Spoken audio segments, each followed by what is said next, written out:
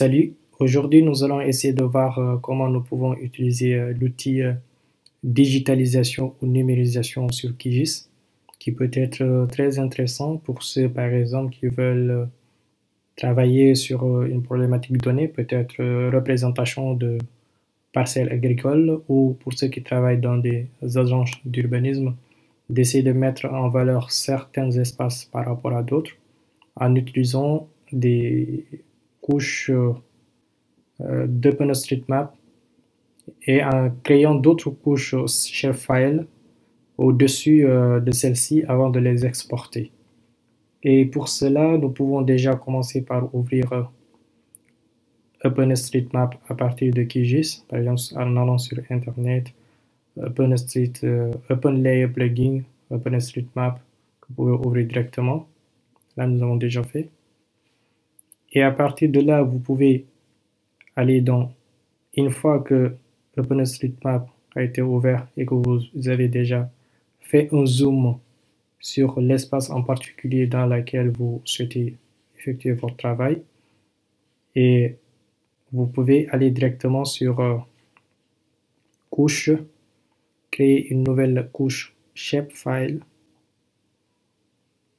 Puis à partir de là, vous avez trois types d'entités que vous pouvez utiliser. Vous pouvez représenter des points. Par exemple, que ce soit des entités fixes, que vous souhaitez représenter une boutique ou un lieu particulier. Les lignes, par exemple, si vous voulez tracer des routes, et des polygones si vous souhaitez tracer des zones ou des surfaces. Et à partir de là, vous pouvez donner un nom de la couche shapefile que vous souhaitez, un nom de l'entité que vous souhaitez créer. Par exemple, s'il s'agit des polygones, vous pouvez dire qu'il s'agit des espaces déjà. Et à partir de là, vous pouvez ajouter la liste des champs qui va contenir le descriptif de l'élément qui va être créé. Vous pouvez mettre OK. Et à partir de là, vous pouvez directement créer le nom de la couche shapefile qui va apparaître ici. Et pour cela, puisqu'il s'agit des espaces, vous pouvez cliquer encore sur l'espace et OK. Là, vous avez vos espaces la couche shapefile espace qui a été créée. Donc, il suffit juste de commencer à créer les polygones ou les espaces que vous souhaitez mettre en valeur sur la couche. Pour cela, il suffit de cliquer sur la couche espace et juste à partir de cet outil, basculer en mode édition. Et là, vous êtes déjà en mode édition et vous pouvez sélectionner derrière cet outil, ajouter une entité. Donc là, nous avons commencé par représenter ces espaces verts. Vous pouvez cliquer ajouter sur l'identité et vous pouvez commencer à tracer. En positionnant l'outil, le curseur sur l'espace et faire un clic droit.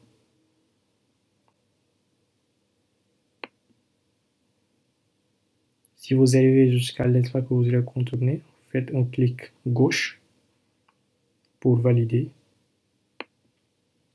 en même temps et continuez le processus autant de fois que vous souhaitez en respectant la forme de l'entité que vous souhaitez représenter.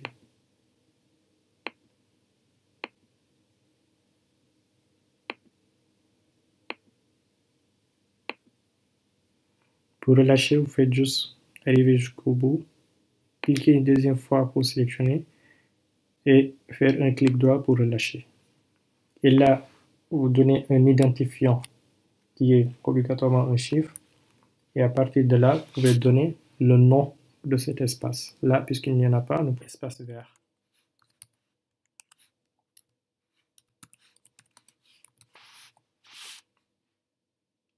Et vous pouvez faire valider. La première entité a été créée. Vous pouvez refaire autant de fois que vous souhaitez pour toutes les entités que vous souhaitez représenter en répétant le processus.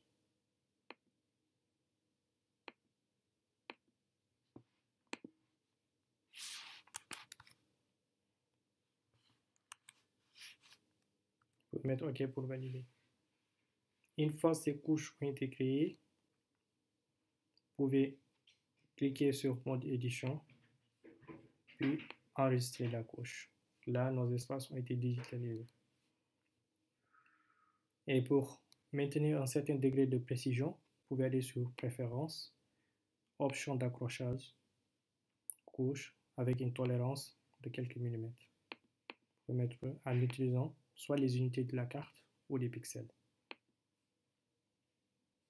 Appliquer. OK. Ça s'est ajusté automatiquement. Et à partir de là, vous pouvez soit créer une seconde couche Shapefile qui va peut-être représenter les routes. Et pour cela, couche Shapefile. Sauf qu'à partir de là, puisque ce sont des routes, vous allez choisir l'entité ligne.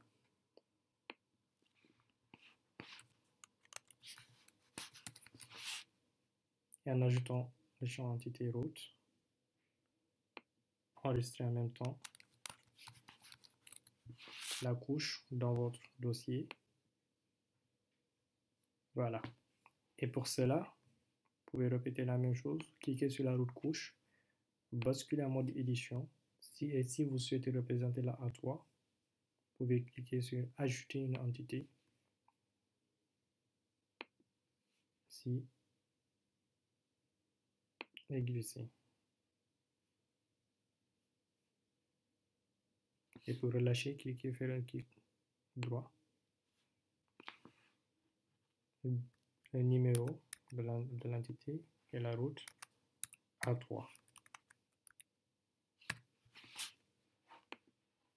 Vous pouvez répéter le même processus autant de fois que vous souhaitez sur celle-ci. Et déjà, vous pouvez faire un double clic sur l'entité gauche, route, pour mieux représenter cette.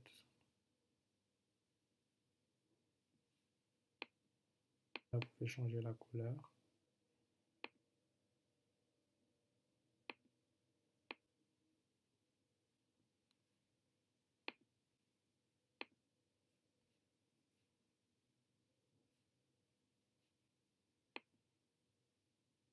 Vous pouvez appliquer. Et là, nous avons un cours d'eau. Peut-être que si nous souhaitons représenter le cours d'eau, celui de créer une autre couche qu'on pouvait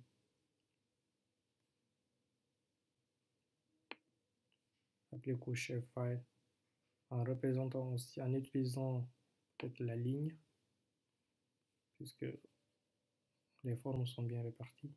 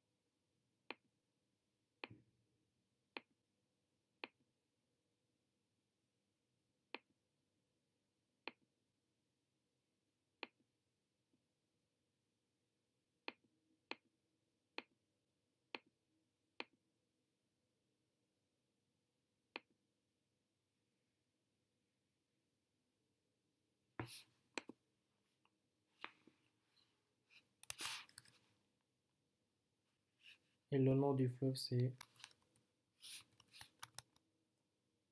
Danda.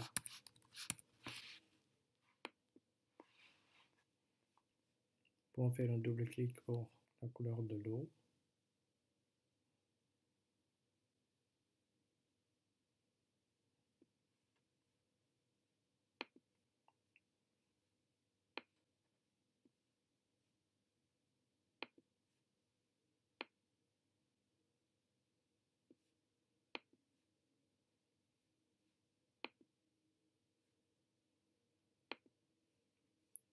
Voilà, notre cours d'eau a été représenté. Et pour ensuite la couche, il suffit de refaire le même processus. Clic droit, Save. Ici, clic droit, Save, enregistrer. Vous pouvez désélectionner la couche OSM pour voir à quoi ça ressemble. c'est bien été représenté. Pour représenter les noms des couches, vous pouvez faire clic droit, propriété, étiquette, montrer les étiquettes de cette couche, l'eau, et appliquer. Le nom de la rivière a été représenté. Et les espaces aussi, nous pouvons faire la même chose. Et la route, nous pouvons faire la même chose.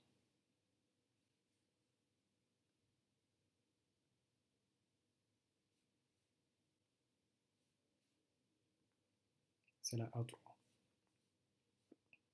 Et donc là, à partir de là, nous pouvons exporter cette couche file en allant sur Composer d'impression, QGIS. Vous pouvez donner n'importe quel nom que vous souhaitez. OK, et cliquez sur Ajouter une carte.